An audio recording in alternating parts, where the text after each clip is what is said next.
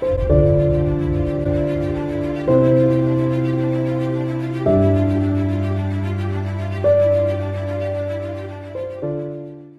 we were just talking, and I was just thinking a minute ago that like a lot of that should have been on the podcast. Yeah. It was just really cool, awesome stuff to hear. And from my research of you and like your background and even your part in core, it seems like it all lines up. You have a very like mechanical engineer brain.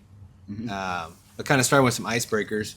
Yeah. I read that you and your family like to do like nature things and get outdoors and stay out there. I want to know, could you ever see yourself signing up for a show like Survivor or Alone? And if you did, how do you think you'd go very far? Probably not, but I think I could go pretty far just because of background, and I like to solve problems, create solutions. So, and then, yeah, I have some history of that with liking the outdoors. So, yeah, so like motorsports type stuff. Yeah, We like to okay. do that a lot, and so Nice. hiking and stuff is fun, but I prefer to be on something that moves me instead of me moving myself. Yeah, So, you're not like building a shelter out of twigs Right. and gutting fish. And, yeah. Yeah. But I could. I'm Yeah. sure I've done some of that already just for fun. I did like scouts when I was a kid and Okay, that kind of stuff nice. too. So some of that stuff has stuck. But Yeah. yeah. Yeah, that's awesome, dude. I don't think I'd go very far. I think it'd be a fun experience. Yeah. I wouldn't be the winner. I think every man would like to think that. They probably do. Yeah. Like, yeah, I could figure it out, I dude. can do But, you know, if you ever watch those shows, you know, you're out there for 10, 15, 20 days by yourself. Every night, you're exhausted, you're thirsty, you're hungry, you're hearing Yep. these noises, you know, look around your shoulder. They give you a knife, you know. It would just be terrifying. Right. But getting back to kind of the way you think, where do you think you got that from? I think Is like that the way you always were, or?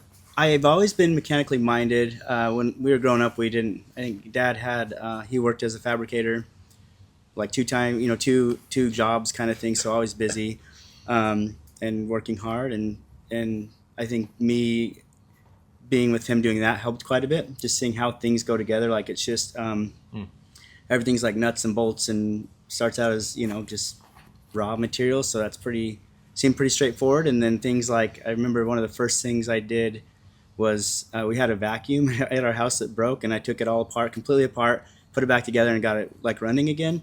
Oh, nice. So, and I was pretty young, probably like third grade when I did that, and that was just so fun, like to do that. And I didn't get all the bolts back in it, but it did run, and it made some noises, but it worked. And so that stuff, I've always been intrigued with how things work, and so auto mechanics has always been fun. I love taking stuff apart. Again, nothing seems like it's too complicated. It's all just individual small systems that are put together into one big system. So it seems overwhelming, but when you start like digging into it, it doesn't seem as complicated. But most people are afraid to get in and tear it apart, wondering if they can get it back together, kind of thing. So I think I've learned a lot by doing that. So I've got a lot of experience in that, and then so that's really where I think it kind of started. And I didn't stop at that point. I just through middle school, I did like engines, small engine repair, motorcycles, lawnmowers, that kind of stuff. Just taking it apart and fixing it and putting new parts in it, and and then sourcing as cheap of parts as I could find. Just being on a budget on everything, kind of thing. So kind of forces you to be creative and try, Try different things. Yeah. Yeah, I used to have buddies in high school that, buddy now, I reconnected with him recently, but like he just buy these really old, VW vans, and they're like rusted out and the floor's torn up and the engine shot.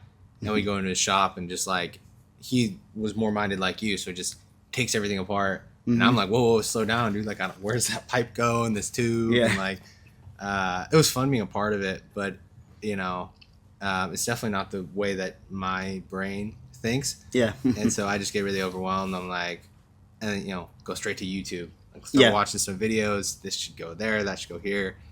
As far as core goes, on your website, it says that you have some family first mindset and values that you kind of want to instill when you built core. How has that influenced maybe your operations or your culture at core? Yeah. And when we built it, I really kept my employees in mind. So we did do things like air conditioned space. I know that they are, it just makes them feel good. All these little things really help with morale, like the very simple Right. things you couldn't think of. Even a clean shop versus a dirty shop. Right. Bright lights versus dim lights, like that Right. stuff really helps a lot. And so that's a big part of it. And I also, like, when I interview people to get the job, I'm looking a lot more like for character, work ethic, those types of things, way Right. more than like experience. We can always teach, like, we can teach how to do things and the process, the technical stuff, but I can't teach like good work ethic and good Right. values. Totally. So those are things I really look at a lot during interviews, and sometimes it can be hard to see, but it doesn't take long. Talking to a person and walking out of the shop and showing them to see if they're really bored with it or if they're actually like really excited about Right. that process. And most of my guys, actually all of my guys have families they're taken care of on their own. Right. And I feel like it's my responsibility to make sure that they can take care of their families. Right. So part of our interview process even is I ask them, like, not necessarily about wages, but what does it take? Like, what can we provide for them to feel like that they're able to like satisfy their responsibilities of their life and still enjoy like what they're doing, Right. rather than asking them, like telling them like we're going to give you a minimum wage or that type of thing. It's like, what would we need to do? Like, what would we be able to do for you to make sure that you're achieving like your personal goals? And sometimes, even if it's like we know we're a placeholder, I like to ask people, like, is this long term, short term? I'm fine either way. So we get Right. guys who are wanting to go to college in 6 months, and I like that because they're driven. And if they're driven personally in their life, they're going to be driven at work also. Right. And so, Right. but with that, we definitely really care a lot about their families. We try to do stuff. We'll do, like, I'll buy the guys lunch every once in a while. We'll get out and do stuff together. They do more than I do with each other, which I do like that. Yeah. That they have good friendships, and so they work well Camaraderie. together. Yeah. I like when they see somebody struggling with something, they'll jump right in and help support it, rather than just letting it be somebody else's problem. And Yeah. so, and if one guy does it to the next guy, then it kind of helps for the next guy to want to do it for somebody else. Feels So, that culture. Like you get that. So then the next guy, the new guy that walks in, he's seeing all these things, and if he doesn't conform to the culture, it sounds negative, but if he doesn't Right. conform to that culture, he's the outlier. right. And he's the one Absolutely. guy that's not helping the other guys. And so it's like, and we as humans usually tend to just go conform because like this is Yeah. culture. And it's a good culture. Yeah. I'd way rather have someone help me, when I'm struggling, than to. And it makes you want to do it for somebody else, or return Exactly. that, and so that helps it a Right. lot. And if you don't ask for help, then you start down this line of like making assumptions. You know what they say about assumptions, and then this Yeah. goes off, and and then it's blame, and Yep. it's just not healthy. Right. You It's know? like every man for himself, and it's Yeah, not yeah. a team, and that's just Right. really not a good environment. Sometimes it takes a lot of guys going through a lot of guys to get to that point. Once you have Right. them, that's the thing. Once we have them, we just need to take care of them, or Right. what's going to keep them from going somewhere else. So Exactly. we teach them skills, but a lot of guys, they just need that. They need the money. They got to take care of a family. So we want to make sure we're providing that as best we can within our industry, but also giving them a good place to come and work, something they can be proud of. I like when we do a job and then it goes out and they get to go out and see it. If it's a gate or something that's been put in or car parts, it's kind of fun for customers to come back and show them like what they do, and it Right. keeps them excited and engaged about going through the process, maintaining that quality, that turnaround time. That's all really critical stuff. And every once in a while it's stressful and guys can be a little bit on edge, but at the end of the day, we know we all fail or we all succeed. Like, Right. not one is more important than the other. So Yeah. yeah. Definitely. I did want to touch up too, like you mentioned this approach of when you're hiring someone and you would rather have someone that was less experienced in that field, but driven and open to learning and wanting to learn and excited. And it's crazy because I don't know if that's the status quo or like that's the normal that people kind of believe. They believe like I need a lot of experience, and especially if there's like Indeed, an application that says so. Right. But I've talked to so many entrepreneurs and business owners that have that same mindset, and they're like, well, I'd prefer you not to have zero experience. Right. But, we've experienced that here too, where it's like, I explained a little bit earlier of like, might want we'd prefer someone that's a little bit more green with a great attitude and like wants to jump in and help everyone versus someone who has maybe a ton of experience, but very little motivation or desire to be a part of the crew, or listen, because those things just create problems For sure. and inefficiencies, in the business. So And sometimes guys with experience, and depending on the type of work, which for us powder coating and shop type of work, some guys come from a bad background. Right. I've heard from people that they tell me, like, we've hired people that are like, well, I've been doing this for 20 years, and so they just know better. And I tell them, like, 20 years of doing it wrong doesn't mean it's good. We need to do it right for 20 years. That's Right. different. So, right, and I tell them, like, it's, practice doesn't make perfect. Perfect practice makes perfect. So right, if you learned a certain way and you just kind of keep going down that path, and it kind of works and it kind of doesn't, it still doesn't mean you have the right experience. So I do like people who are more driven, maybe even without experience, so they can learn like the way we want to do in our culture. that right there, yeah, That's really critical to us, Yeah. because we do, like, our quality, we strive so much for that quality. And with my background, like engineering, technical stuff, I like to look and see what it's supposed to be and then put that in practice and see if we can actually achieve it. So totally, guys who are agreeing that they think they know certain things about the industry, or the guys that are experienced that know stuff about the industry, they'll tell me, like, straight up, like, this can't be done, and there's always a Yeah. way to do it. So we'll right, we powder coat plastic, magnesium, wood, stuff like that, just to see. And we always go test it first and yeah, I didn't know, and that's figure crazy. out how to do That's it. cool. And once we decide that we have dialed that in, then we'll start doing that for customers also. I write a lot of processes, so everything we do, we keep notes and records, and what works and what doesn't. We'll get parts at a salvage yard just to mess them up, Try to see things. what our limits are, because those parts are just garbage anyway. Yeah. But that's how we learn. And so we realize what kind of prep is important, how thick the powder needs to be, how to apply it properly, and those types of things. And I like to go to the limits and then overdo those and fail, just so we learn what that limit actually is. And most stuff we just haven't found it yet, so we continue to try to do better. And I like new Right. guys who don't have a lot of experience that are willing to learn our process. A lot of guys with experience just are kind of stubborn and feel like the Right. way they know is just how it has to be, and you just can't do Yeah. it a certain way. So Yeah. I like guys who just are willing to learn. We don't even really do like constructive criticism. I like to do constructive training, kind of a thing. As I guess wording, it's kind of the same idea, but in my shop, I don't let anybody yell. Like, there's no reason to get worked up over an accident or a problem, because yelling or getting upset's not going to fix it. So we focus Right. on fixing it first, and then we'll go over, we'll take pictures, videos, and we'll do that in a conference room on occasion if we need to look over and say, how can we make sure this doesn't happen again? Right. Like, what happened? How can we fix it? And it's not just getting after that one guy who did it. Right. It's that the whole shop needs to know, like, why Right. we had that experience. And so they're not allowed to really lose their temper, and it happens slightly, but try to stop it really fast, because that also makes people feel in some way kind of threatened, or just not a Right. good environment. So we try to keep that, music, stuff like that. Shirts, their clothes are where we provide that, because I don't even want people with like shirts with profanity or anything. We want it very professional. Right. Music, same thing. It's just, there's a limit to what I'm willing to let be in our shop that customers can hear and our employees will Right. listen to. Totally. And so really, it's nice that guys don't get excited. Sometimes there's a lot of pressure for getting jobs done quick, and they, instead of getting upset, they just put their heads down, go to work, and they don't talk much. They just really focus on getting the job done. Right. But I like that when we're in stressful situations, people aren't yelling and getting after each other for not getting their part done.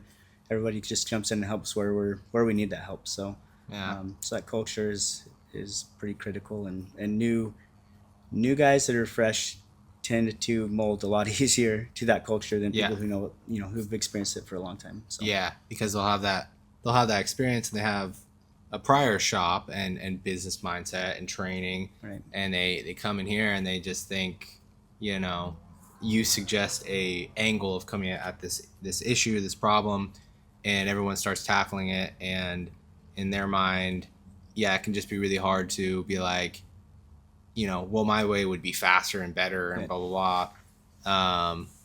It's hard for them to kind of put that down and be And like, that- okay, well, that's typically what I would say what the number one thing is, or problem is, in my opinion, with guys with experience. They're more driven by schedule than they are by quality. And so a lot of the times what I try to train them on is going to take longer and more effort, because quality to me is a lot more critical than speed. We can do Yeah. both, but I would never sacrifice quality or even pricing over, or excuse me, I wouldn't sacrifice quality over pricing or speed. It ends up costing us way more in the end. right. So But a lot of guys we hire that come from other shops, a lot of those shops run inefficient, so they've been kind of conditioned to just like hustle and get it out the door. Right. But No matter what. I've seen I've seen a lot of guys that we've hired with experience. They're fine not following the full process. You know, like they'll paint over something that hasn't been properly prepped just to get it Right. done. And I just wouldn't do that. I'd rather let the customer know it's going to take a little bit longer so we can do it Right. right. And they're usually happy about that. But we strive for both. So Yeah. Right. Yeah. The goal is both. The Yeah, goal is all absolutely. of it, you know, just Right. have it amazing, on time, Yep. you know, cost effective, all the stuff. Right. Unfortunately, that's, you know, hard. Yeah. It's hard. What I found is quality ends up long term. I feel like it actually saves quite a bit of money. Yeah. You don't want to have bad quality and have your customer service be phenomenal. Always like making up Right. for that quality. So our core values have always been the top level is quality, the next level is customer service, and then the next final level is price. So we're not trying to be competitive on price. We're trying to be competitive on quality, and then customer service, and then if we can do it with price, we will. Because that quality is going to carry out the word of mouth. The quality is For going to sure. carry out, and that's true though. Like you know, you could have something that's amazing, but if they had like level 1 out of 10 customer service, chances are they're not going to recommend you. Right. But they'll still look at your piece, whatever you did, and be like, "That's a pretty nice piece." So, Yeah. you know, And you that- can't really beat quality. It speaks for itself. Right, and that helps. And the nice part is if you have good quality, then you don't need great customer service or good pricing. And that's Yeah, it's you pretty know, so straightforward. you have They good look at it, quality, they're like, it's- "That's great." It's good. You have good pricing. Sometimes with bad customer service but good pricing, some people still can't afford to do that because you're representing their business. If you're doing something for somebody else that has a business, and they take that to go do an install, and the powder looks really bad or the finish looks bad, they're going to lose their customers, and you're Yep. really hurting them too. Yep. So as far as on a business end of it, I just feel like, no business should accept anything less than the best quality, in my opinion, because it's a Totally. reflection on them. And Yep. so your Yep. business is only as good as the weakest link, and I do not want to be the weakest link on any of that stuff. Amen. It's a good point. So kind of narrowing in a little bit. What is core? You know, this building is 15,000 square feet. It was about $3 million invested or so. Yeah. Tell us about the technology that's in there, the facility itself. Tell us about core. Yeah. So my background is engineering. So I started designing the building, I guess like it was 2023. I started in Hermiston at a shop, and I built that shop kind of from ground up. There's a facility there, but I helped build the equipment, source a lot of nice. that stuff, just start the whole process on my own to some extent. As soon as we started there, the guy that I'm partnering with here, he owns a fabrication shop in Hermiston. So he wanted to do powder coating because he didn't like outsourcing. He had no control over price, time, quality. Right. So he wanted in-house so he could get some of that control. So he had me come and start doing that for him. But early on, I do like to grow and be driven. So we knew early on that wouldn't be the end of our progress was there. We knew we wanted to expand and come really to Tri-Cities. And so anyway, so we started planning the design, like I said, a couple of years, 2023, maybe even 2022. And I learned from that shop what I wanted that would be a lot more efficient than what we had. So I wanted everything inside the building. Initially, there we're blasting outside and doing stuff. And I'd see on the cold days, guys would want to come in for a coffee break every 10 minutes. It's just really inefficient. Yeah. So we knew we were going to have a large capital investment to get the building what we wanted to be. We wanted to buy equipment that was efficient. The building is efficient, and so things like, for example, we do have like a conditioned space, like we talked about earlier.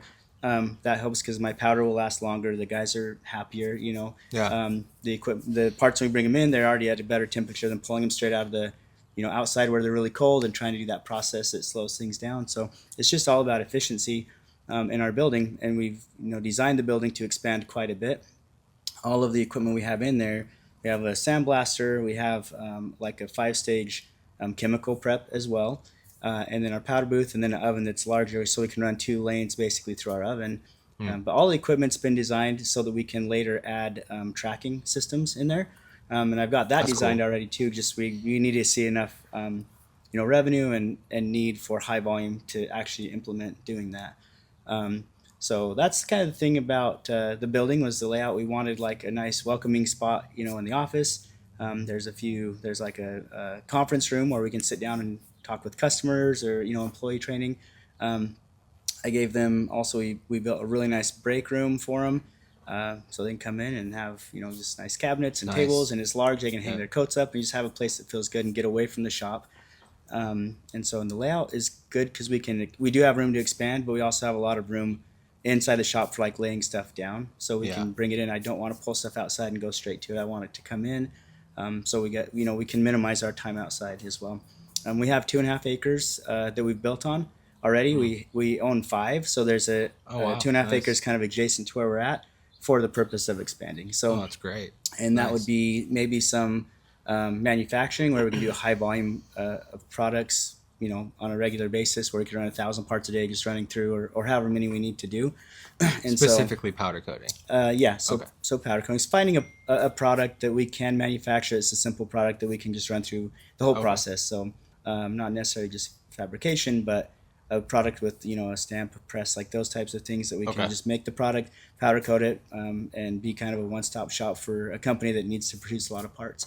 And so it's designed for that, with the option to expand as we need to.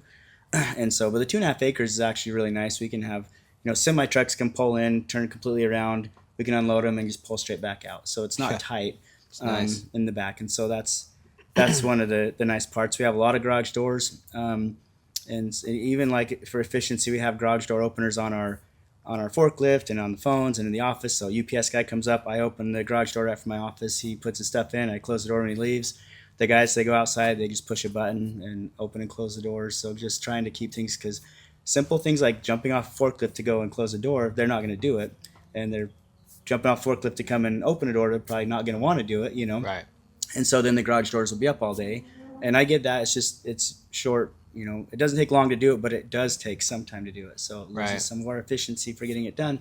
It also just is something that could start to irritate the guys, They've Right. got to go out the door 10 times a day, in and out, and they got to get off and shut the door because I want them to, because it's Right. air conditioned space. I don't want Right. to lose that heat or Right. that air conditioning. And so Right. little things like that do make a big difference. So that's all been designed into the building. And we did try to get like state of the art everything. So our wash bay is, you can pull a pretty big car in that. It's essentially a car wash with multiple Oh, wow. pressure washing wands. It's all heated, set to perfect temperatures for the chemicals that we run through it. We don't have to change nozzles, all of that stuff that I've done upstream. So the guys just grab the wand, pull the trigger, and it's the exact percentages of concentration that we want. Because again, I don't want them to feel obligated, or if they make a mistake or put the wrong nozzle on, then it's going to come back to them. So Right. I want to take as many of those opportunities out as we can, just to keep them from stressing if they're doing it right or not. And so, but even that's made just a huge difference. We get testing done every 6 months. We send off to an outside company, DuBois Chemical. They'll send our samples off and get those tested, so we can see that we're meeting the mark. And so far, we've been better than the manufacturer specs every single time. And we also will test Awesome. with blasting, without blasting, with phosphate and degrease, without it. And so with that, we know what the process has to be for the best adhesion and the best product, because we can see from an outside source who does blind testing what works and what doesn't. So we give them to them. It's random numbers. They test it. They say this number is this number is this, and we can look at that and say yes, everything is phosphated. It's good for about half the time that it should be, as far as the manufacturer's requirements. And everything that we sandblast meets the requirement. Things that are blasted and phosphated are just, they last for twice as long, Right. So that's stuff that we care about, and that's pretty expensive to actually send that stuff off for testing, but it's worth Right. it to us, so we do know what we're accomplishing. So, Yeah. but the building really is a big part of why we can do that. We have dust collection and that kind of stuff that controls, which helps us with our quality, and that alone helps to keep the guys happy and keep them motivated to keep working as well, because it's comfortable. So Yeah. we designed it just really for that purpose. So Yeah, I'm getting the gist that you're putting the capital and the effort, blood, sweat, and tears up front, Yep. so that long term it's going to pay off. Right. Instead of, we all know I started my own small business at one point, and you start off pretty much as affordable as you can. Right. We talked earlier about like, we know guys that started their fab shops in a garage, right? Right. And you just, go buy some tools from Harbor Freight, right? And you're doing these things. But then those things, break on you pretty quick. And it's hard to get high quality with really low quality tools and investment. Yeah. That's a scary thing to do, but it definitely, in the long run, it's going to pay off. Right. It's going to pay off. And because you're being able to get all these jobs done so well and so efficient that from the get-go, you're just building that up and you're building that repertoire, you're building that word of mouth. And so you don't have to continue to take time to upgrade, cut this, cut that. And it pays off. Like, I was fortunate enough to have a partner that owned a fab shop that they do very well. So it's been helpful. If I wasn't partnered with him, I couldn't do what we've done, with that building. So that was definitely a benefit and a blessing for me. But yeah, for putting that initial capital investment in, we're running, our bills and stuff are so much more, if they're efficient a lot more than a shop that's not even half the size, Right. And then because we have that, like, for example, our sandblaster, things that would take me 30 minutes or 40 minutes in Hermiston to blast, I can do here in 5. It's just so much different, so much more efficient. But that cost of the blast booth was more than our whole setup, over there. So, right. But that stuff, it pays back so quick, so we can get a lot of jobs done and still meet our core values that we're after. Right. And we kind of had to have the equipment to do that. Totally. But yeah, that initial cost is, we got to make that back. So, and so that is a hard thing, and it can be a little bit scary. But some advantages too, our customers come in, they immediately have this confidence that we're professional, that we're going to do a good job because of the environment. We've had people come in that haven't even got anything powder coated, just coming into the office, and I'll just go show them really quick in the shop, a quick little tour. And they're like, oh, this is the best place I've ever, this is definitely the best powder coating shop. And we haven't even done anything yet for them. Right. But it just gives them that confidence, like, yeah, we definitely can, because we have, we've put the money into it to do a good job. And that alone builds confidence. We've had people come from, 200 miles away even to get a job done. They just stay the night while we do the work, and they'll take it back with them in the morning. And I'm that's like, cool. That's a lot of shops to pass, to get to us. But we've built relationships with people that they know, they're so happy with what we've done that they tell their friends, and somebody's driving, really pretty good distance just to have us do a job. And so, we've had some companies contact us just because on our website, you just see a picture of the building, and it just looks like, oh, that's different than the typical shops we see. People have driven past our shop not knowing it's powder coating. So we're in a pretty new place, and there's some other shops down the road, and they've mentioned they've actually driven past it because it didn't look like the typical shops they're used to, and then come back like, I had no idea this was it. Like, this isn't like anything I've seen that in this industry. Right. And so, that just, I think that helps the customers coming back and feeling like they're going to get a quality product, because we try to start that, like, when you even from the road, we want them to see that we have a quality product before they ever come in the door. Right. So, and that presentation does give people that sense of confidence. So, but yeah, so it's tricky. It can go both ways. The initial capital, you got to make it back pretty quick, and that's scary starting up a business. Yeah. So it makes really good sense to start just what you can afford and just grow off that. And they both have risks, I guess. They both have some risks. So. Totally. Yeah, you touched a little bit on your business partner. I don't know if you want. Is it okay to say his name? Or, Aaron Carlson. So yeah, Aaron Carlson owns a Northwest Metal Fab in Hermiston. So been for quite a long time. So where did that all start? Where did you guys meet? Actually, through this whole endeavor through a church. Oh, nice. So we were working with youth in the church, and he was one of the other guys that was working with them. And so we were working together, and we just always had a lot of conversations about work. That's kind of typical. At the time, I was working out at Hanford. I was working as an engineer, and he told me that he wanted to start up the shop, and that he wanted me to come and try. I'd never powder coated before, but I told him about some of my experiences, and he's like, "I'm pretty sure you could do it." And it took a while to talk me into it, because engineering can be a pretty cushy job, especially. I feel like at Hanford it was a pretty cushy job. Yeah. There's stuff to do. There's a lot of responsibility, but it wasn't stressful feeling. And so it took a while, but he did talk me into it. And I ended up quitting my job as an engineer at Hanford and went and started up that shop for him. also kind of nervous. It felt like I was stepping backward, leaving an engineering job to go work at a kind of like that job shop. And so, um, but yeah, that took off really well. And he knew like I'm motivated and have dreams and want to grow. And, Right. and so, yeah, we started that and just, started there and I think we pretty much doubled our revenue every year for the first couple of years. Good. And Yeah. then still really didn't taper off too much, until the end. And they got some really nice contracts as well with some customers that fed us work as powder coaters. So that helped Right. quite a bit. We don't have that here. And so it's nice to be able to still sustain for the most part what we need at this shop, without having somebody feed us that work necessarily, like an internal shop feeding us that work. So Yeah. How do you guys? How do you and Aaron operate differently? Like with operations, with growth, with culture. How do your brains work differently? he's very similar in the sense of like family oriented Okay. business. He really likes to take care of his employees. And Yeah. so to me, it's to the extent of like, I would never do that. That's way too nice to Too employees, generous. And so Yeah. he's very understanding of people's situations. I'm a lot more critical of people's situations. Like, well, they got into it, they can get themselves out of it, Yeah. and he does like to help his employees. I feel Yeah, like he's sounds a definitely the little bit best like me and boss. Sean. Yeah, he's the best, definitely the best guy I've ever worked for and with. And so he handles a lot more of like the financial end of it with his background and experience. Okay.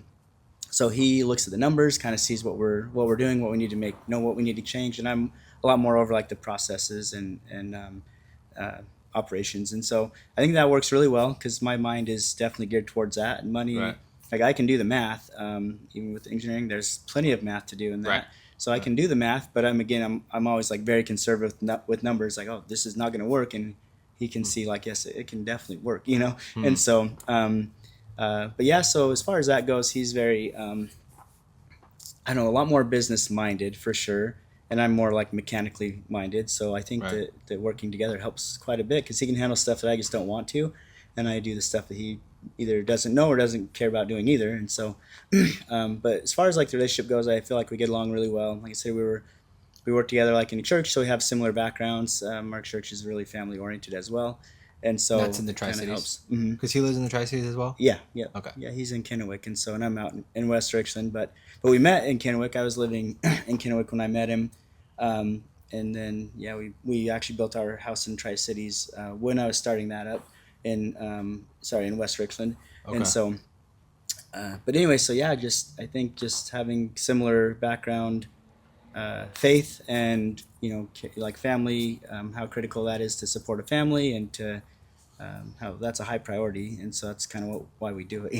But yeah, I feel like he's just been a really good person to work with. He never gets overly excited about anything. Very level headed, and that's definitely like even a good example to me to kind of sit back and like, yeah, that's how I should be or could be. Right. He doesn't get stressed. I definitely get stressed. I'm sure he does. He doesn't show it. I show it. Yeah. So, Yeah. but yeah, so he's been really, really good to work with and supportive in allowing me to just do the operations and help, designing the building and really kind of giving me, I'd say, kind of free reins to do it because he felt confident that I would, do a good job and do it right. So I really appreciate that too, that he just trusts what I do and lets me do it with really not much question about what I'm doing. And so, and I feel the same way about him. I'm completely, trust what he's doing, so I don't question it. I'm happy he's taking on that role, so I don't have to, and I'm confident he's doing a good job with that. So I think that helps too, that we can really trust that each other's doing a really good job within their role. So Yeah. yeah. Do you guys so do you both kind of like operate core and you're both there pretty consistently, or is he kind of back and forth with his shop over in Hermiston? Or what's that? Yeah, so I'm look there like? every day, and that's where I don't have any ownership in Hermiston, but he's back and forth. So he'll come a day or a couple times a week, and just kind of see how things are going, where we're at, and look at what we've accomplished that week, and then kind of take care of the financials of it, making sure that everything's lined up with the bank and the payments and where we need to be, that kind of stuff. So yeah, it's not there nearly as often as I am. In the operations, I'm there all the time, every day, usually early and staying late, kind of a thing. Right. But yeah, so he's definitely got his hand in it, but also, he's got another business to look Watch after. It's over, already, yeah. pretty well established, but a lot bigger at this point. So, Yeah, but it's good to, when he's around, it's good to have, we can sit down and have conversations about Pick some of each the other's concerns I've brains got, and and stuff. Yeah. yeah, and just kind of seeing what his thoughts are on things like more employees or different, different types of equipment or growth that I want, that he may have to say, we don't need that quite yet, kind of a thing. Right. So I'm definitely a dreamer, and he's probably more of a realist on on where we're at. So Totally. yeah. Was this your first like entrepreneurial journey or business per se? No, I had one in college as well, and I've always done just little things, nothing like big. But I did start a business in college, so I got a degree in auto mechanics before I got a Mm. degree in mechanical engineering, and so I was working at a as a like small engine mechanic or like motorcycle, snowmobiles, those types of Okay. things, and Nice. so and I was really driven there too. I just like to get stuff done, and that might have started some of my kind of like focusing on getting stuff done efficiently. With working at a shop as a mechanic, they pay you on like flat rate. You don't get paid by the hour that you're there. You get paid by what you get done. And so Mm. basically, how that works is like a normal job would pay you, by the hour. Like if you're there 8 hours at whatever rate, then that's what you're getting paid. I think at the time I might have been at like $9.50 or something in Idaho. So, Mm. but anyway, the flat rate. What's good about that, in my opinion, is they pay you for what you accomplish. So, for instance, there would be a manual that will give you a specific amount of time it would take to do a certain job. So, if it's like rebuilding an engine, like full strip down, put it back together, it might pay you 6 hours or 8 hours or something like that. If you Mm. get done in 4, you still get paid for 8. So Oh, that's nice. it's helpful because during the time when I was working there, being really efficient and good at what you do, I'd work an 80-hour pay period and be able to bill out 120 hours, for example. Still not Mm. putting in overtime, just being efficient with my time and making sure I'm doing Interesting. multiple things at once as much as I can. So I was one of the only guys in the shop that had 2 lifts. So I'd have 2 machines on at one time. If I'm changing the oil, I'm over there and I'm undoing that drain plug. And while that's draining, I'm back on this one doing something else. And then when that's Yeah. done draining, I go over and put the plug, kind of like that. So just multitasking as much as I can because I'm getting paid for both. Because So you could already see at that time, even when you were in college, efficiency equals money. yeah, It equals, and these people are going to pay me more if I'm more efficient. yep, And some of these other guys, they're just doing one thing at a time because they're like, well, it's just a job. I don't need to right, sweat. yep. And That's cool. and I did get a little bit sidetracked talking about that, but so what that did was I got Yeah. the experience as a mechanic, realizing that their billable rate might be like $120 an hour, and I'm making at that time I got up to like $22 an hour. I'd worked myself good enough. They promoted me pretty often because I was getting a lot of stuff done for the shop. But anyway, I was seeing what they were billing, so I decided this was in college while I was doing mechanical engineering. So it's a lot of pressure. Like it's a really can be a pretty tough program to get through. A lot of difficult classes and needing more time than I could give them because of my job.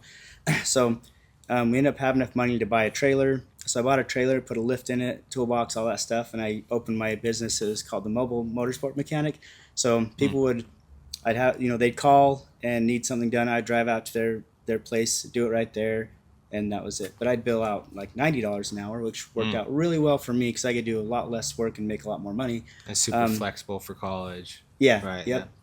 So that worked out well, and I'd been doing it long enough. I knew what parts I needed to have like in the trailer for the common. Everybody, a lot of people have like a Honda 450 or Right. Sierra 450. So I knew the typical problems I'd see. So I had valves on hand, chains on hand, tires on hand, a lot of that stuff. So if that's what they needed, I was like ready to go out and get it done. And the other thing I saw in that some value was sometimes stuff would come into the shop I was working at and it'd be sitting out in the yard for a month before I ever even get to it. And customers are constantly calling like, "Where's this at? Like, why haven't I got it back yet? That's a long time." And we only would work on it for 3 hours or 4 hours, but it was here for a month, so it looked really bad. And so when I would go to somebody's house, I would just schedule a time. It could have been 2 weeks out or whatever, but since I don't have it, they don't feel like it's taking a long time because it's still at their house. So I'd pull in, get the job done, and leave, and they're like, "Man, that was a lot faster than going to a shop." Even though it would take the same amount of time, I just wasn't sitting on the job. I wasn't sitting on their four-wheeler or dirt bike Not or whatever. taking it and letting it. Yeah. Okay, So that makes sense. that helped quite a bit, and it's funny Yeah. so I was doing that, and I don't think anybody else at the time that I'm aware of was doing it. In the shop that I had worked from, they didn't do anything. But after I left and moved to Indiana, and I was just watching, like, kind of seeing, looking for used stuff back where I grew up, and came across their thing, and they were offering like mobile services. And so I don't know, I don't know if that had anything to do with it or not. I know some of the customers that I was working for there would still, have me do stuff for that after I left. So I can't say for sure that's why, but it is really, I think it is a really valuable, it's a valuable thing, and it worked out really well for me. So we were able to graduate debt free, other than some tools. Awesome. But school was all, we were good that way. And so those jobs helped, and that experience. And then the flat rate, doing that really drives my getting work done. I don't look at the clock because the clock doesn't matter. I just look at the job, and the job has to be done. And if it takes an extra hour or 2 or 5, it still has to be done. Because the negative side of flat rate is if it pays 4 hours and you take 12, you still get paid for 4. And so that's the hard part that drives, like, you got to do good quality and you got to do it quick, or it doesn't work. So I think that had a really big part of for my background. I think that really kind of conditioned me to, like, work to the job and not to the clock. So the clock was like my enemy at that point. Like, looking at the clock, like, crap, it's been 15 minutes and I gotta hustle, and we gotta go home in like 20 minutes. So I still got to get this hour's worth of stuff done in 20 minutes. Right. So anyway, so I think that's where a lot of that came from too. So what's one thing that people don't realize about running a business, say your college experience or core, maybe a little bit both, that one thing that people don't realize about running a business until they're actually doing it? I would say it's a lot harder than it looks like from the outside. Like, I think everybody's like, I want to own a business. Like, it sounds like a really awesome deal. Yeah. Be my own boss. Yeah, like, have that freedom, and it's like less. I feel like it's less freedom because it's 24 hours a day, 7 days a week. Like, well, I'm not sleeping at night. I think my employees are sleeping really good. Knowing they don't have to start till 9 o'clock. Right. And all I'm thinking about is what we're not getting done or how we're gonna, Right. And so. But there is some value there too. Like, it is nice to be able to leave for a little bit and go to a kid's game or something like that, and go back and then work till the work's done. So if it's 7 o'clock at night and we close at 5, I'm good with staying if I have to. The paperwork and the government stuff was like, I had no idea how much stuff we had to pay to start a business. It's crazy. Yeah. And then in business, it's like, man, they just want to take everything you make. It feels like, and so I'm not bashing anything, but that was something I'm like, you sometimes don't make as much as it looks like from the outside looking in. Versus you're working 9 to 5, it's like, just take out my paycheck. I don't want to see it. Just give me the money that's mine. Right. But you own a business, you're like, I made this money. This is mine. Yeah. And then they start taking it. They take it and it goes fast, and so and that's, I guess, one other thing is, didn't think about it much until you own it, but my guys all have one boss, and I have every customer as my boss, and so they're the ones paying my paycheck. So I have to make sure that I'm treating every one of them like a boss. Right. And so I think that also can be a little bit stressful, but I think that's where definitely the quality and the customer service come in. Like, you treat them with respect, and they'll respect you back. You treat them, kind, and do the stuff like that, and it does pay back. So, but yeah, that was a lot of stuff. Just I kind of thought I knew, and then when I experienced it, it was like a whole different level of that I didn't know. A lot of humility. It's a lot of humility, and like, again, going back to the idea of people think they want to build their own business. I'll be my boss, and I can do whatever I want. Do this. But in reality, you're probably going to have to be more humble as a business owner than you have to be at a 9 to 5. Yep. Because like, other people are building your income, other people are building your business, and humility is just a good quality to have in general. Yep. But I've noticed that, and that is kind of a reoccurring theme as I talk to different entrepreneurs and business owners. That it is, man, it's like, it's not what you see on YouTube or on social media where it's like, here's your 9 to 5 and you really you want to be a millionaire. It's like, no, like, owning a business has pros and cons, and working a 9 to 5 has pros and cons. That's what I hear repeatedly from these business owners, and most of them go, yes, I see the pros and cons of 9 to 5, but I wouldn't trade it because I just feel built for this. I love this thing. Right. Yes, there's cons, but I prefer it and I feel built for it. And other people don't feel so much built towards, towards the business side, and want to just kind of clock in, clock out, work really hard, and forget about it. And that's alluring as well. Yeah. It is. It's good. There is some freedom, but you got to pick and choose that freedom, and and so the work for me, it always comes first, and so I can't say you necessarily earn it. There's no such thing as PTO or sick days. You know, it doesn't Right. doesn't do you any good. So, Hmm. yeah, it's different than I thought it would be, but it's definitely I do actually like the pressure and the stress of trying to always make it a little bit better. Like anything I can see that we can improve on, that's what I enjoy, and I feel like that's helpful for a business, especially growing, but also being like owning your own. It really feels like an investment of my time and my knowledge and my experience because again, it's like there's a lot to learn, but the more that you learn and the more that you grow, it's it's that experience. So it's really like an investment. It might be a little Right. tricky to start out and take some time, but as you grow and get to that point, it's good. And business owners have been doing it for 30 years. Everybody looks at Yep. them like, man, they're like, I want that. But Right. it's you don't want the first 10, you know, like Yeah. it's like what they had to do to get to that point, Yep. you know, because it always looks really good from the outside in at when they're successful with it. Yeah. But getting successful, they go through an awful lot to get to that point that most people aren't willing to go through. Yeah. And I have a buddy. I mean, Sean's my buddy, but he's my boss. We've known each other for a long time, and I've seen the blood, sweat, and tears that Sean puts into this business. And Mhm. I have another buddy that is starting up a business, and that's just a kind of a constant conversation that goes on when he has highs, when he has lows. Yep. And it's like, hey man, like just take it day by day, patience. You can do this. Right. You know, he's a very smart guy, very intellectual. And I'm like, it's just going to take some time, and you got to give that time, and then you have to just do whatever it takes Right. to get this job done. You don't really get to clock out, Right. you know. Yeah, and so it's difficult. And like I said, I did some entrepreneurial stuff earlier on in my life, and I think I lean more towards liking the pros and cons of the 9 to 5 Yeah. than I do about the business. I like side hustles Yeah. because those are easy, not too much pressure.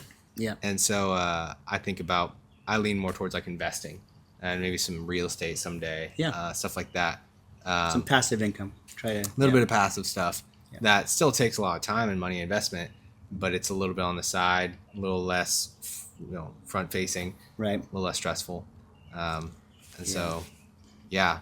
I'm sure people kind of already got from this conversation as you've talked and explained your background, but James Yates, you Yeah. have a mechanical engineering, 20 years of experience, mechanical engineering degree. Mm-hmm. And how do you think that degree specifically gives you guys as core competitive edge Yeah. towards all the other powder coaters?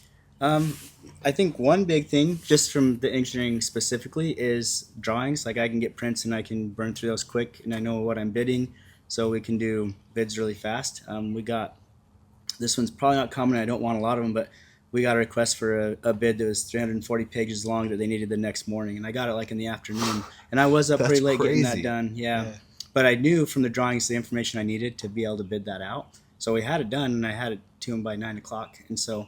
That almost seems like a joke. I thought so too. I'm Yeah, like, but hey, you we know, need this tomorrow morning. Or some dude in that company procrastinated. that's what happens. Yeah, that's what happens. He's like, "Can you do this, please?" Yeah, Yeah, that that's was, cool, man. and see That's that for me, like that was stressful. It put me in a bad spot. Right. Because I couldn't do that bid fast enough. I mean, I did it really fast still, Yeah. but I knew the information I needed to look at on the pages. Luckily, our software that we have is really quick at like putting that stuff in, and it just pumps out numbers, so I don't have to sit there and Yeah. calculate. That's awesome. Yeah. And so, but yeah, we were able to do that. And that also, that after doing that, it makes me want to develop more into my system to make my bids faster. Like, Right. I don't want to have to do that and spend hours and hours and hours doing a Right. bid, even at that size. So I'm continuing to refine like how we do those bids to simplify that, to make it quicker and accurate. I'm pretty sure on that bid. Well, I'm 100% sure on that bid. We were dead on with our counts. We had, it was 7 pages of itemized listing with pricing for the entire building. And I was able to find every nut and bolt and piece and looking at cut sheets and materials and like all that stuff, which is all in my system to price out. And so I think the engineering helped with that. Yeah. I think a lot of people probably be like, nope, this is too big. I can't even try. Right. I can't even wrap my brain around this. Yeah. So we've gotten jobs that I think other people just wouldn't either. They maybe don't know how to bid it, or they may just throw a number at it, like based on time. Yeah. And all of ours is fully like calculated. So every single job every part that we have is calculated. And so it's not just randomly priced out. It's very specific and it's consistent. And so it's all formula based, and that's all. A lot of that's from my background in engineering, and so some of my prices that I do, they might be like linear, but linear is not like, or by linear, lineal feet or square feet, and it's not, the price is not a lineal line. So I use like a quadratic regression equation for some of that pricing, which is essentially like the bigger the part gets, the curve continues to like go up. So it may be a certain amount at a small, on a small piece, but a larger piece is going to cost more per foot or whatever because it's harder to handle. So, and with that, we found about this year probably close to $10,000 of stuff we didn't make at my previous job because everything was like step pricing. So the formula fills in all of those gaps, and so that's stuff that I'm pretty confident most shops or any shop does. Yeah. And it's all calculated based on time. We track, and this is something I'm continuing to develop. But we track the guy's time. We track the amount of like powder and our consumables and what it takes to do a job.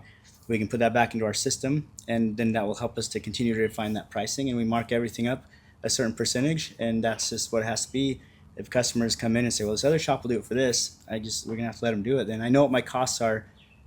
Pretty finitely what those costs are. Ours could be more because of the overhead, but labor, we pay our guys quite a bit more than what I've heard other shops are paying them for the same thing. Right. So all that's calculated into our pricing, and a lot of stuff we're cheaper on, but it's we just base it strictly on the time and material that it takes, and from there we put it into the system, and it says this is how long it takes in every zone, and each zone costs this much to run for that time, and here's your price, and that includes labor and all that stuff too, and so. And anytime we ever need to change it, I just have to change a base number, and the rest of it just like flows out. So seems pretty streamlined. That's what we're always shooting for. Yeah. A lot of the equipment. Awesome. So I designed the building and the equipment. That's part of the engineering, and then you designed the equipment. I was part of the design. We did hire that out, but I was part of that design and the development of that equipment. Nice. So That's they'd awesome. send me drawings, I'd refine it, send it back, and we kind of do that. So so that helped a little bit too. I didn't have to modify much from what they do, what the manufacturer does, because that's what they do. They know it well. And so, but stuff like the types of motors and sizes and stuff like that, I was part of that. And so that was good to know, because then I knew what kind of loads we needed for the electricians. When they came into their job, I felt confident, like I kind of knew what was going on to some extent. Not as well as they do specifically, but at least know enough to kind of see what we needed or what was going to work and what wasn't. Yeah. So that helped quite a bit. And then all of our racking and carts and stuff, I designed all of that as well. And that's another part that makes us efficient. What took 3 guys in Hermiston now takes 1 guy here, so we can operate with a lot less people. Wow. That's cool, man. Before we were moving a lot of stuff by hand, so people were straining their backs and whatever, just risking. And at this point, everything can be done with a forklift now. So the design of the equipment makes it a lot more efficient and a lot safer. We can get a lot more done, and we can nest a lot of our carts into a very small space, so everything stays inside, which is helpful as well. And we continue to refine them. So without having different styles of carts, we do have some racking that we can do 1,000 like small parts in one single pass. And so, but that still uses the same typical carts we use. It just has systems that I've made that are like modular that we can add on or take off. Oh, nice. So we don't have to have lots of different styles of carts. We have a lot of different options for like our modular system, where we can hang certain things up and get 1,000 parts on it, take that down and hang up some parts to do wheels, and then take that down and hang up, something to do a gate or fencing. So all using the same cart, so it's nice because we can just keep making the same thing over and over again. That works on all parts essentially that we get. So, and that's a lot of that engineering background as well. Right. So, but yeah, so it's been I feel like I've used my engineering since college. I've used it more here than I've used that at any job as an engineer. So yeah, it seems like it was really. I mean, Hanford's a great place to work. Yep. But it sounds like this was a big step in maybe your portfolio or your life of like, okay, I'm going to use all this experience, and I'm really gonna, from the ground up, really apply it to all these things. Yep. That's pretty cool. I mean, like, do you feel pretty proud of Core and kind of what you guys have built? Yeah, for sure. And working for someone else, they tell me what to engineer and design and stuff. Right. Working for myself, I get to walk out there and see what needs to be done and do fun. it. And so I really do enjoy that, and I like to see the success from that. And I like it when people walk in and they just can't believe like the stuff we've done. Even as simple as those carts are just like, man, this is like pretty crazy. This is Like cool. how Yeah. this is set up, like the layout and stuff is just so nice, and it's just so, convenient for the guys, and the flow is really good. And so, yeah, there is a kind of a level of pride, I guess, that comes with that, making something successful. And if it wasn't, I just would be like, I got to figure out a way to make it successful, or I can't like fail. I don't feel like I have an option to fail, and Yeah. so whatever it takes to be successful. So when things are going well, it does feel really good to know that we're doing something. I don't want to say changing the industry, but definitely there's some stuff there that I've had other suppliers come in and let me know they're like, you should really market this. Like, this is something a lot of people could use, Right. and so so that makes me feel really good. Like, we're moving in a good direction, kind of almost. I would say we do have competition per se, but we're trying to stay just a level ahead, stay out in front. So really, like, kind of setting that, I guess, breaking in that trail. Like, we want to, set the standard, and Right. they're going to try to catch up or see what we're doing and mimic that, and but Yeah. as long as we're setting that standard, we're going to continue to, kind of push that bar and raise that bar. And so Yeah. as long as we're doing that, then we're going to be fine, even with competition, kind of right on our heels. I'm okay with that. So what then separates high quality powder coating from like subpar powder coating? Like, what are some of the common mistakes you see and stuff like that? Prep is the biggest part of it. Like, stuff that's the easy part to bypass, because when a customer comes to pick it up, they almost always look the same because the paint covers everything. Right. They don't see what happens underneath, and so, but that's the most critical part for it to last. It's what happens beneath what you see, and so that's an easy one. I would say an easy one to kind of skip over, because the customer doesn't see that part. They're going to pay maybe a little bit less potentially for what looks to be the same, Right. but it's not. I mean, it's not. So I'd say prep is the biggest difference. Like, that's huge, and that's why we did put a lot of money into like a wash area and a sandblast booth. We wanted to make sure our prep was. We don't ever not prep something. Nothing comes in and goes straight to paint. We absolutely won't do it. There's different types of prep for different materials, and we've got the ability to do that. And using the right media and the right tools, so we can change out. We have 5 different medias in our shop, so we can do lots of different types of material. To the extent of, like, we can do plastic and wood with different, with like a different type of a glass or crushed glass or bead. We can do stainless, and we wouldn't want to use steel grit on stainless because it can embed in there, and then it would, it could potentially rust because of the iron that's in that, and sort of that carbon steel that gets kind of forced into the surface. And so we can do food grade, things that other shops couldn't do. They might claim that. I don't want to say they couldn't, but they'd have to be set up to do it. That's Right. the thing. So, but I think prep is a huge.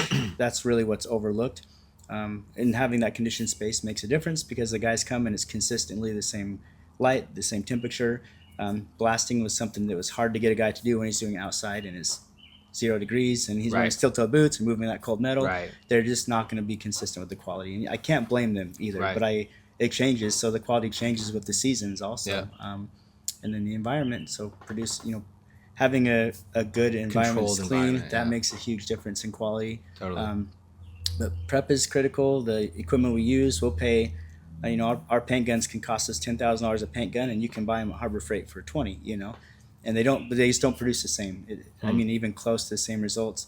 I don't want to say you can close your eyes and paint, but the gun is about as good as you can get to make it as easy as it can be. Yeah, you can still mess it up, and it's still not just point and go. There's settings and stuff, but the gun helps a lot, and it's so that's another really big part of of that quality. Yeah, it's So, worth the investment. yeah. Yeah. For what we do, you can't get by with. I mean, people try. You can't get by with less, in my opinion, to keep things just flowing out the door and something that will work, day in and day out. You just have to pay what it costs to do a good job, and I'd say that's probably where I see other shops maybe skimping on, because you can save a little bit of money. Buy Right. something for a few thousand less, but in my opinion, you'll make that back so fast with good equipment, because you can get stuff done quicker. You get more customers because the last customer's happy and told the other, somebody else about it. Yep. And that gun, the gun will pay for itself. The higher end equipment pays for itself, because you just don't have to stop and Yeah, this replace it thing or fix it. broke, and So, now it's spitting this way, and it ruined this piece, and Right. re-sandblast that or whatever. yep. I feel like powder coating is normally seen as like a finish, right, or an afterthought. Is there any way that you guys have maybe marketed or tried to tell people that hey, look, powder coat's not just an afterthought, just throw some paint on there, but really like it's a pretty important step Yeah. in your fabrication and your whatever Yeah. design. What's that look like for you guys? Yeah, so as far as marketing goes, we don't have to do much because most of our customers already see the value of Okay. powder coating. Um, we do a lot of car parts that guys have tried painting themselves and tried prepping themselves, Yep. and after 8 hours of cleaning up a couple feet on their frame, they bring it in and they just like, I don't care what it costs, I want you guys to do it. Right. And so we don't have to market too much. People see that value, but powder coating, there's a lot more stuff powder coated than people might think. Even like your parts on your washer and dryer at your house, that's powder coated stuff. It comes from an OEM that just runs them through a line, and they do a ton of them, a lot of parts a day, and then it's assembled and goes. So there is a lot of powder coating on that type of stuff, like industrial stuff, and then just really making it look better, protecting it. I mean, that's really the big benefits to powder coating. And Protection. there's places, where powder coating is not the best option. There are places where it's not, but it does help a lot for finishing. It's I'd say one of the better options, depending on what you're after. So it's definitely an industrial finish. And so, like I said, most people who know what they're already doing, they recognize that powder coating is the best route. I think a lot of people don't know things like furniture. I did it once before, but I'm just getting ready to do like my smoker at my house again. Like just because awesome. I don't like the color. I mean, I painted it 7 years ago and it's still perfectly fine. When I bought it, I actually got it just on, I think, Facebook Marketplace, and it was really cheap because it was paint coming off and rusting and stuff. So I took it to the shop, blasted it, painted it, looked brand new again. That's awesome. But the OEM, that makes that stuff, a lot of them, they don't do the prep, they don't do the full prep. Like, they don't have time to blast it when they're making so many a day. They'll put the chemicals on it, which is that's a good way to do it, but blasting is the best way. And so they'll get time out of it, but not nearly as much. I'll go through Home Depot or the store and see like powder coating, because that's what I see every day. Right. And just like, man, that looks like crap. I can see right where they hung the parts. I can see the prep, or lack of prep. But most people they don't know, and so there's anything metal we can do, and I'm still testing doing wood, because I know that's interesting. I didn't know you could like powder coat wood. so cabinets in the house, like we can probably get a lot better finish than Really? It's a little bit harder finish. It's going to be more of an industrial kind of feel with a lot of color options. So there's pretty cool. Close to 20,000 options of colors. So there's like the basic stuff, and there's a whole lot of other stuff that you wouldn't get out of any other type of finish. So we can get like hammers and so there's like a silver and a black that kind of separates and has a completely different look that you really wouldn't get with any other type of finish. So we do a lot of art stuff. A guy that does art in Hermiston brings us a lot of that stuff, and it's really cool what he does. And then when we paint it, it just finishes it off where it just looks, it looks awesome. They're really cool. Yeah. So primarily we'll do a lot of like, gates and fencing and car parts and beams, like industrial stuff like that. We've been talking with a few companies. We haven't got the work yet, but we've been going back and forth. Like, they contacted us about doing some work. And there's just so many large things. Government things have certain specs. We can do that. And this stuff I just would never think of custom, stuff. We just got done doing some doors for a nuclear site that's very, very particular on their specs, Dang. So we do it. They come and send guys down to actually test it and make sure we're meeting the requirements that they set for us. And I'm happy that I can be confident in that and not worry about it. I still do a little bit, but knowing that we send our stuff off to be tested and we know what we're doing, I trust that my guys can replicate that on jobs that they have to be, that are actually getting tested. And so, so we do that, which is kind of cool because we can get certified powders and job reports and stuff to give to a customer that needs it. And we have some customers that have to send our specs and like our certifications and our data sheets to their customer to prove that that they're meeting the requirements, so that we're meeting those requirements. So there are other things, besides just the things that are obvious, I guess. Right. Like, even through Home Depot, you go through all the racks, those types of things, they're powder coated. And so, and so it's kind of around you everywhere. It just maybe not blends in. Obvious, or like you don't think about it, like, oh, this is a powder coated thing and this isn't, and so that's a lot like welding. Like, you can, everything's welded, right? Right. But once you actually know like what a weld should look like and what one that shouldn't, and one that isn't right, and like say with porosity and stuff like that, and if it's cutting in whatever, and what that means, the strength of it and all that stuff. Yeah. Once you actually know that, you start looking at structures Everybody differently. else is too, yeah. And you're like, oh, I don't want to walk on that thing or drive that thing. Yep. But before, you're just like, it blends in. People don't even think about welds. Right. They just trust it. And I think it's kind of built to be that way, right? Yeah. But it doesn't mean it should be high quality. It should be done well. And once you do it day in and day out, it's like you see it everywhere. Yeah. Like, if you see, if you do some fabrication, you can really see how some things are just not good. We were building our house, and I was even, going through like parade homes here and seeing every little thing with the tile, with something not being square, just because we were doing it and I was paying attention. Right. And so powder is the same way, or paint jobs. You can just see, like, man, that's a rough finish. And I'll look on, watch some places, competitors or whatever, or things on Facebook, things on YouTube. Yeah. And people will see it and comment like, man, that's beautiful.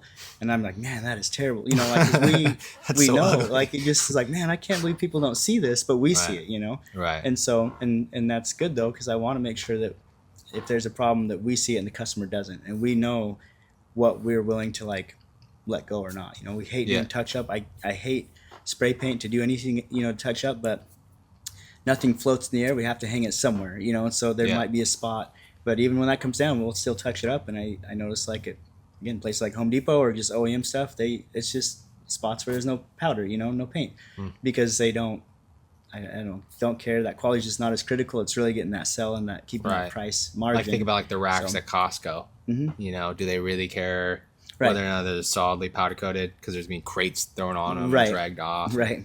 And people don't see it anyway. Like, people who don't do it don't see it. I'm sure every person out there that's powder coated or painted probably looks at them like, oh man, like, oh, that's terrible. Yeah, exactly. Yeah. And so, so it's it's kind of something that's definitely noticeable. So yeah, where did you guys get the acronym for CORE, which stands for Commitment, Organization, Reliability, and Excellence? Yeah. What did that look like when you and Aaron came up with that acronym? To be honest, that was one of the hardest things, is to like come up with a name and a brand, because like that's what's you're gonna have that forever. Mm-hmm. And so we liked, there's some words we liked, and try to keep it specific to Tri-Cities. But if we ever expand, I don't want it to be just like a Tri-City something, or Kennewick something or whatever. Totally. And so, and I was trying to think of words that have like a good meaning. And this was Aaron too. We had a list of a bunch of words we thought just meant like values, like core values. And core is like the like the very things in your body that your body protects. It's like all at the core, like everything that's I don't know, it just shows like it's precision, it's critical, it's important, it's those types of things. And so I think that was a big part of why we went with that. And then the acronym kind of came later, to be honest. And so we're looking for a good something that's kind of a name. Yeah, like a small word that's not really drawn out, and powder coating, even that's like, I don't know if we want to even put that in there, but people need to know what we represent. Right. But yeah, something relatively short, and something that has like meaning of like quality, and just really, like core, just something that's really strong. Important. Yeah. Like everything is like the nuts and bolts of everything. That's just the core of what the piece is, or what the project is, Who you guys are, So, right. Yeah. That's what we want to represent. And the acronym came later. It might've been my son. He's been doing all of our like marketing Facebook stuff, videos. Okay. He's so much better at it than I am. It's not my thing, and it's really, he's great at it. So, so I think he made a video one time, and he came up with like some of those words that like the acronym. I'm like, oh, that sounds really good. So we kind of went with that, but it sounds pretty accurate to everything we've talked about thus far. Right. Yeah. So that is already the vision. He just put it into better words than I did with what we had. There we go. Yeah. That's awesome. Get your son on the journey with you. Yeah, for sure. Well, we close with a couple questions. And the word sojourn, this is a Sojourn podcast sponsored by Sojourn Metal Works. Mm-hmm. Sojourn comes from the Bible, and it means journey. Okay. And so when you look back on your journey so far, your whole entire life, core seems like a big thing that you've kind of, this big endeavor. What's one moment that really shaped like who you are today? I can't say it's a specific moment necessarily, but I'd say being raised with good values and discipline and work, like that's a huge part of my success. Like what success I've done, but it's also the thing, like I've always been about progress, and that's part of like the religion and the family and everything is like I just don't ever want to be stagnant in what I'm doing and just plateau. It's like there's always something better that I can be trying to do or reach for. Right. So that's just a big part. I don't know if it's necessarily one thing other than I like to learn. I want to always, like, you can never have too much knowledge. Nobody can ever have too much knowledge. And so there's always something to learn for everybody out there. Totally. And that's what drives me kind of on a daily basis. Like, what else can I learn and what else can I do? So I'd say kind of collectively, that's the main thing that kind of drives me or can like set that standard for me to kind of grow off of. Yeah. So I'm sure family was just a huge part of that, just the way I was raised, and I kind of, on a farm with a dad that worked really hard, and there's expectations, and we're just that's what we had to do. So yeah, that's cool. What do you farm? So we had, so it was more like I guess we had animals. So we had a lot of horses. We did that. We didn't do really crops, but horses and cows and that kind of stuff. So nice. And that was, again, that's like, it's a lot of responsibility. You didn't have a choice in that. You just were out there doing it. Yeah. Yeah. And if we didn't do our responsibility, Dad would sell the horse, which was like, seemed pretty extreme, but you did your responsibility. Like you just knew what the consequence was. So you did what you had to do, and day and night didn't matter. Like what had to be done had to be done. And so, and he would stand behind his word, whether it came to discipline or reward. Like he was very consistent. And so it's cool. But yeah, that's awesome. And the last one is, at the end of the day, what do you hope that people remember you and your business for? I really want them to look at our business as like an extension of their own, or that we're partnering always. It's never an outsource. They're not outsourcing to us; they're partnering with us. So we're giving them exactly what they want, exactly what they need, or hopefully exceeding their expectations even. So that we're somebody they can always really count on. They know that we'll be reliable, and anything that we promise that we can deliver. And so I really want people to, I guess, to know that that's what we're about, and not just to know it, but to experience it, so they can trust that what we say we're going to do is exactly what they're going to get. And so, but I do want people to know that we have integrity. If we say we're going to do something, that's what happens. If we tell them we're going to blast something and paint it, that's 100% what we're going to do, whether they see us or not. And so that's the big thing, is just knowing that we have that integrity. We have a good, a really good group that we can be proud of. We can be proud of the business, but I'd say that main thing is, just really for them to know that we're partnering with them, that our success is their success and our failure is their failure. Like we want them to not have any reason to have to bring that in-house for themselves. Yeah, we're doing this together. Yeah, that's awesome. That's super cool. Well, into the episode.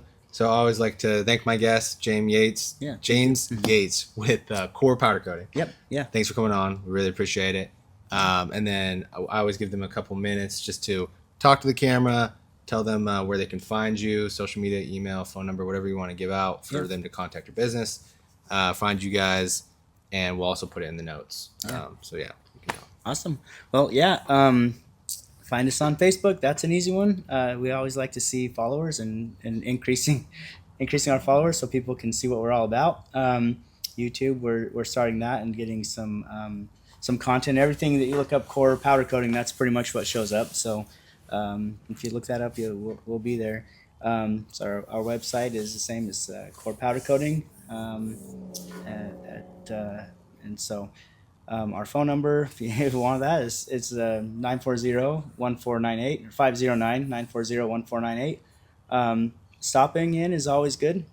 We like to show people our facility and kind of our process. So I always encourage people, like, if you want to know anything about us or about powder coating in general, just come in and we'll walk you through it. So I say a good amount of knowledge in it, being having that background in engineering.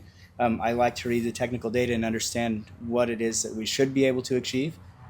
So I feel like I'm pretty confident in my knowledge about it, and again, always learning and trying to gain more. And so that's that's pretty much about us. We stock a lot of colors. We have a lot of options for people to look at. We will buy color samples that we don't use. We just want them there, so if a customer wants to come in and find something that matches or whatever they want, we have a lot of that in hand. Probably, I'd say 2,500 to 3,000 color options that people can come in and see. And we want to do that for the benefit of our customers. We just want to make sure they get what they want, what they need. And sometimes it's good just to have that little bit of education so they understand the how critical it is for that quality and for the I think that's what we want to offer. That we can't say that nobody else offers that, but that's really what sets us apart. We feel like it's just the care and that attention to detail in our quality. Like I think most of our guys are kind of OCD, which is good. So Yeah. that's a little bit stressed, but that's really what we're all about. And so yeah, our address is 2685 Polar Way, and that's in Richland. And so you see our building is one of the few buildings out there right now. But yeah, if people get a chance, just come out and check it out is great. Or looking us up on Facebook and following that. We like to take pictures of a lot of our projects and sometimes the process from beginning to end. And that's kind of fun. You get to see something, how it comes in after blast, after paint, and kind of sometimes on the customer's vehicle or installed or whatever. I think that's kind of cool. Some people who bring those projects in get to see their project getting through our process. And so anyway, yeah, so I'd say coming in or a phone call, get an estimate. Facebook, just to follow us and see what kind of projects we're doing. And then YouTube when we're still kind of starting that up, but for some educational type things like how we do what we do and why we feel like it's critical. So yeah, I think I've pretty well covered it for that. That's great. So, yeah, great interview, dude. I feel like I learned a lot. I feel like just a lot of even like I almost feel like personal like conviction on quality and like, oh man, like efficiency and just these things we talked about. I think it's gonna be great. I think people are gonna love it. Awesome. So thanks for joining the Sojourn podcast. Sponsored by Sojourn Metal Works. Give us a subscribe on YouTube, a like, a high rating on Spotify and the audio platforms. And thank you guys so much for everything you do and just listening to us means a lot to us. And we'll see you next time. Awesome. Thanks.